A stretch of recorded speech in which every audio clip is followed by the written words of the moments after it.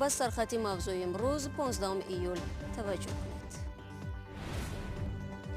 сӯхтор аз беэҳтиётӣ. вазорати корҳои дохилӣ мегӯяд сӯхтор дар нуқтаи фурӯши сӯзишвории ноҳияи ҷалолиддини балхӣ талафоти ҷонӣ надошт. хадамоти алоқа гуфт ба эҳтимоли зиёд масъалаи тамдиди моҳлати ба қайдгирии симкордҳоро ба ҳукумат пешниҳод мекунад. бо шиносномаи намунаи соли 2014 1,883,385 симкорд ба қайд гирифта шудааст. нишоне аз дороӣ ва ё чӣ гуна дар Покистон сокинон бидуни маҳдудият бо шер дар кӯчаҳо сайру гашт мекунанд.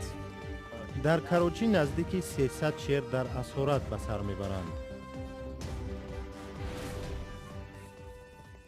раиси ҷумҳури Тоҷикистон ба Исфара сафар мекунад. қарор аст Эмомалии Раҳмон бо мардуми Ворух, ҷамоати ҳамсарҳад бо Қирғизистон мулоқот намояд. Ворух аз ҷумлаи минтақаҳоест ки сари ҳарчанд вақт дар он ҷо муноқишаҳои марзӣ сар мезанад. мақомот мегӯянд ки сафари Эмомалии Раҳмон ба Исфара байни рӯзҳои 20 то 25 июл сурат мегирад ва ӯ дар он ҷо бо ҳамтои қирғизаш Сооронбой Ҷембеков мулоқот мекунад. сокинони ҷамоати Ворух дар суҳбат ба Радиои Озодӣ гуфтанд умедворанд дар паин сафар баҳсҳо ва танишҳое ки таи солҳо дар мавзеъҳои марзӣ бо қирғизҳо сар мезанад ҳалли худро пайдо мекунад. аксари ҷанҷолҳо дар хатти сераҳолии марз асосан ба масъалаи дастрасӣ ба обу замин ва чароғгоҳҳо рабт мегирад. мақомоти вазорати умури дохилии Тоҷикистон сӯхтор дар як нуқтаи фурӯши сӯзишвориро тавзеҳ доданд. ҳодиса дар ноҳияи ҷалолиддини балхӣ пеш аз зуҳри 14 июл рух додааст. сӯхтор замоне сар задааст ки соҳибони ин нуқта дар вақти гармии ҳаво мошини пур аз газро ба зарфҳо холӣ мекарданд. дар натиҷа расиш ба амал омадааст. ба қавли мақомоти вазорати корҳои дохилӣ сӯхтор 65 метри квадратии нуқтаи фурӯши сӯзишвориро нобуд кард. дар ин ҳодиса ягон нафар ба ҳалокат нарасидааст. дар беморхонаи марказии ноҳияи ҷалолиддини балхӣ ҳам ба Радиои Озодӣ гуфтанд бар асари ин сӯхтор ягон захмӣ ба беморхона интиқол наёфт. тӯли ним моҳи оянда вазорату идораҳои Тоҷикистон дар нишастҳои матбуотӣ ба суоли рӯзноманигорон посух хоҳанд дод. нишасти мавсими навбатӣ аз хадамоти алоқа ниҳоде оғоз шуд ки як соли ахир бо иқдомҳои баҳсбарангезаш дар сархати расонаҳо қарор дошт. ҳамкорони мо мегӯянд бештари саволҳои хабарнигорон марбут ба тақдири симкордҳое буд ки бо шиносномаҳои кӯҳна сабти ном шуданд, вале масъулини хадамот низ посухи рӯшан намедоданд. зарангези наврӯзшоҳ ва шодмони ятим дар ин бора тафсилоти бештар доранд. мақомоти Тоҷикистон гуфтанд то моҳи равон ҳудуди 2 миллион нафар симкордҳояшонро аз нав ва бар асоси шиносномаи нав сабт кардаанд. бо шиносномаи намунаи соли 2014 1,883,385 симкорд ба қайд гирифта шудааст. мо наметавонем беш аз 1 миллион нафар бигӯем, чун як нафар метавонад 2 ё 3 симкорд дошта бошад. ҳарчанд мувофиқи қарор набояд аз 2 симкорд зиёд бошад. ин масъули хадамоти алоқа дақиқ нагуфт чанд нафар ё чӣ теъдод симкорти дигар бояд то моҳи август сабти номи дубора шавад, аммо таъкид кард ки дар маҷмӯъ дар кишвар имрӯз ҳудуди 6,5 миллион нафар аз телефони мобилӣ истифода мебаранд ва тақрибан 5 миллион нафари онҳо муштариёни фаъол ҳастанд. бар асоси дастури ҳукумат аз моҳи феврали соли 2019 сабти дигарбораи шумораҳои муштариёни ширкатҳои телефонӣ ба номашон бояд то 15 август ба поён расад. то анҷоми ин муҳлат ҳамагӣ як моҳи дигар боқӣ монд ва бар асоси маълумоти ширкатҳои мобилӣ беш аз 3 миллион симкорд бо шиносномаҳои коғазӣ фурӯхта шудааст. суоле ки аксариятро ҳоло ташвиш медиҳад ин аст ки оё дар муҳлати боқимонда имкони иваз намудани ин чанд миллион шиноснома имконпазир ҳаст то сокинон симкордҳояшонро аз даст надиҳанд. аз он мушоҳидаҳое ки имрӯз шахсан худи ман мебинам, масалан дар марказҳои шиносномадии ман фикр мекунам ки гумон аст ки дар муҳлати муқаррар шуда ҳама соҳиби шиносномаи нав шавад барои иваз кардани симкартҳо ва бубинед ки масалан дар муддате ки аз моҳи феврал то имрӯз наздики 2 миллион агар сабт шуда бошад, ҳоло он ки мо наздик ё ки зиёда аз 6 миллион дорем. خیلی وای است. من گمان میکنم که باید تمدید شود. مقامات امیدوارند ساکنان را در این مهلت با شناسنامه نو تامین میکنند.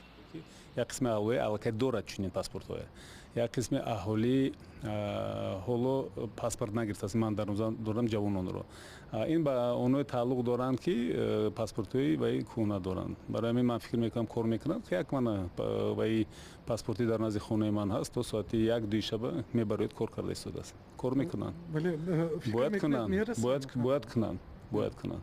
اگر نشد تمدید میشه. خیلی بعد اگر نشد بعد میبینیم. مسئولان خدمات علاقه دقیق نگفتند که سیمکارت آنهایی که تا 15 اوگوست با شناسنامه نو به قید نمیگیرند خاموش می شود یا نه، ولی گفتند احتمال مسئله تمدید به قیدگیری دوباره سیمکارت ها را به حکومت پیشنهاد میکنند. این هم در حالی است که با نزدیک شدن ماه اوگوست نوبت در اداره های شناسنامه‌دهی در راستر و نگرانی و سر و صداها هم اطراف این موضوع بیشتر می شود. در ضمن مسئولین خدمات علاقه در رابطه با نگرانی مهاجران مهنتی تاجیک که در روسیه قرار دارند گفتند آنها هم در این مسئله استثنا نیستند و باید در مهلت معین شده سیمکارت خود را با شناسنامه نو ثبت نام دوباره کنند. رو می‌رویم به موضوع دیگر. کاربران رادیو ازودی یک ویدیو رو از دهه یوزغند به ما فرستادند که نشون می‌دهد چگونه سیل پول رو در یک لحظه ویران می‌کند. کاربری که ویدیو رو از طریق واتساپ فرستاد گفت در نتیجه سیل چند خانه و کشتزارهای مردم ضرر دیدند. چند ویدیوی دیگری هم از نوع به دست رادیو ازودی رسید که نشون می‌دهد زمین‌های وسیع زیر آبی گیل و آلوده غلیظ ماندند. در کمیته حالت‌های فوق‌العاده روز 15 ایول به رادیو ازودی گفتند که کمیسیای مخصوص با رهبری معاون رئیس کمیته به محل حادثه رفتند و کارها برای معلوم کردن حجم ضرر و برقرارسازی ادامه دارد. مصاحب رادیو ازودی گفت هرچند فلاکت به چند ده ضرر رسانده است اما خوشبختانه تلفات جانی نیست. شما برنامه خبری رادیو ازودی رو تماشا دارید. پلیس روسیه 10 نفر رو در نزد قرارگاه کمیسیون انتخاباتی مسکو بازداشت نمود. بازداشت شده ها به نشان اعتراض از لغو نامزدهای مخالفین در انتخابات شورای شهر مسکو گردی همایی اعتراضی تشکیل کرده بودند. بعد از چاره‌بینی 14 ایول از جمله نامزدهای مخالفین ایلیا یاشین، لوبوف سوبل و یولیا گالیامینا بازداشت شدند. پیشوای دیگری مخالفین الکسی ناوالنی که 11 ایول از حبس خانگی 10 روزه رها شده است در این گردی همایی اشتراک نکرد. در کراچی پاکستان ساکنان صدها شیر را در منزل و پرورشگاه ها نگه می دارند. داشتن این جانور وحشی نشانی بایگری بوده است. فعالان حفظ حیوانات نگهداری شیرها را خطرناک می نامند، اما قانونگذاری پاکستان در این زمینه محدودیت پیش بینی نمی کند. آرزوی کریم موضوع را ادامه می دهد. در شهر کراچی پاکستان نگهداری گربه‌های درنده به اصطلاح مد شده است. یکی در حولی و دیگر در قفسی روی بام منزل شیر نگاه می دارند و بعضی ها با این درنده ها در کوچه ها سیر و گشت می کنند. گربه بزرگ خیلی گران بوده، رمز دارایی، رمز مقام است. این شاید یک سبب نگهداشت شیرها باشد. سبب دیگر می تواند مهر و محبت زیادی مردم پاکستان به حیوانات باشد که دلشان را آب می کند. در پاکستان 10 پرورشگاه شیر وجود دارد. نرخ یک شیر سفید به $9,000 برابر است. فعالان حفظ حیوانات این نوعی پرورش و نگهداشت شیرها را خطرناک و بیرحمانه ولی قانونی می دانند. در کراچی نزدیک 300 شیر در اسارت به سر میبرند. قانونهای پاکستان حیوانات محلی را حمایت می کند ولی حیوانی از خارج وارد شده از حمایت بهره‌مند نیست. در مورد حیوانات نادر شما حق دارید که در خانه‌تان شیر نگه دارید و کسی نمیتواند آن را زیر سوال گذارد. پاکستان باید قانونهایش در مسئله نگهداشت و نظارت وحوش را بازبینی کند. مقامداران محلی امیدوارند که قانون تغییر می‌یابد. امیدوارم که روز ما شاهد نشر دستور جدید در مسئله پرورش شیرها خواهیم شد. اما تا زمانی که قانون قبول می شود پاکستانی ها بدون محدودیت با گربه های خطرناکشان سیر و گشت خواهند کرد. بینندگان عزیز، اگر شما میخواهید که در برنامه خبری سهم بگیرید، پس ما منتظر همکاریتان هستیم. خبر، عکس و نواری ثبت کردهتان را میتوانید طریق وایبر و واتساپ با رقم 420 724 056 681 در اختیار رادیوی آزادی گذارید. این رقم تنها برای قبول مواد است. و یک اعلان دیگر هم داریم با آنهایی که دهه خود را دوست می‌دارند و می‌خواهند آن را به جهانیان نمایش بدهند. رادیوی آزادی آزمون راه اندازی و برای نوارهای بهترین 3 جایزه نیز مقرر کرده است. طلبات اساسی این است که نوار باید 1 دقیقه باشد و شما در آن درباره دهه خود معلومات بدهید. در برابر فرستادن نوار، بینندگان عزیز، نوشتن نامناسب و رقم تلفنتان را نیز فراموش نکنید. آزمون تا 1 سپتامبر امسال ادامه میکند. من باشم برنامه را ادامه میدهم. مقامات داخلدار کشورهای آسیای مرکزی هفته گذشته در شهر سمرقند راه اندازی ویزای یگانه در منطقه را مطرح کردند. سیلک رود امکانیت میدهد که نظام حجتگذاری برای سفر به کشورهای منطقه ساده کرده شود. در حالی که قزاقستان و ازبکستان طرح سیلک ویزا را عملی میکنند، تاجیکستان وضعیت را می‌آموزد. استفاده روادید یگانه برای تاجیکستان چی می‌دهد؟ همکاران ما از دسته شبریمه تحقیق کردند. شرکت‌های سیاحی تاجیکستان میگویند بیش از 80% جهانگردانی که خواهش سفر به کشور را دارند درباره امکان زیارت از کشورهای منطقه سوال می‌کنند. برای هر کشور روادید علاهیده ضرور است و از همین سبب خارجیان از آمدن به کشورهای آسیای مرکزی خودداری می‌کنند و یا تنها یک دولت را انتخاب می‌کنند.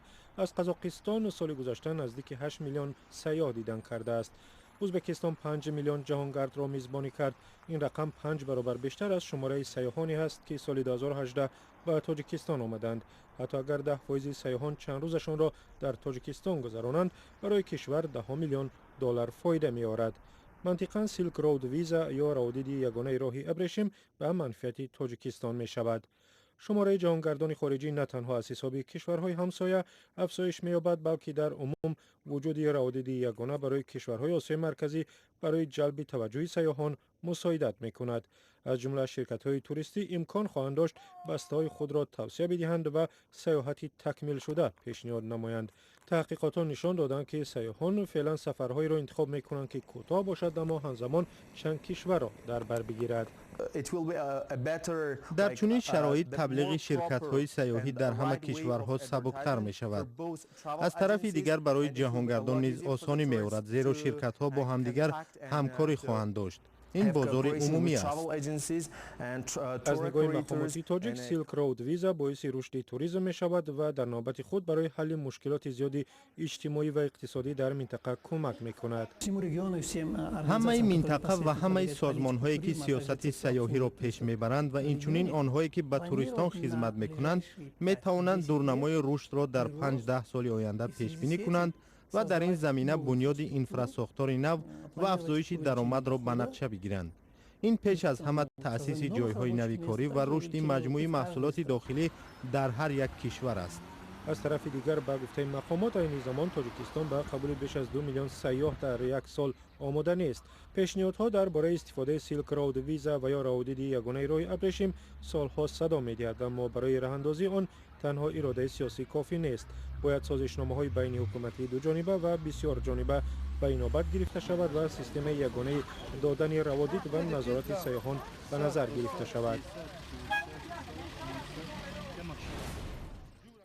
و بینندگان عزیز، برنامه امروز را با همین گزارش به انجام می‌رسانیم. گزارش‌های بیشتر را در کانال ما در یوتیوب با نام آزادی ویدیو تماشا کنید. تفسیرات خبرهای روز در سامانه رادیو آزادی زیر نشانی www.azadi.org دسترس است. اگر خواستید می‌توانید از صفحه‌های رادیو آزادی در شبکه‌های اجتماعی استفاده نمایید. فردا صبح بر وقت تماشای نوید بامدادی یادتان نرود. تا ملاقات در گزینه خدا نگهدار.